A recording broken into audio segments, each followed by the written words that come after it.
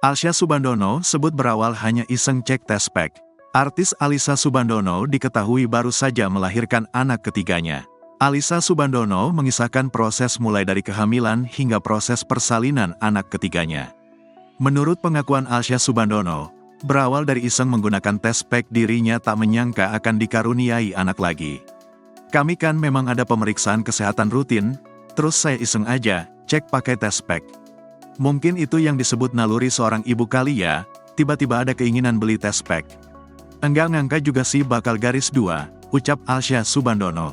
Diketahui, nama anak ketiga mereka yakni Aisyah Aulia Putri Herlino.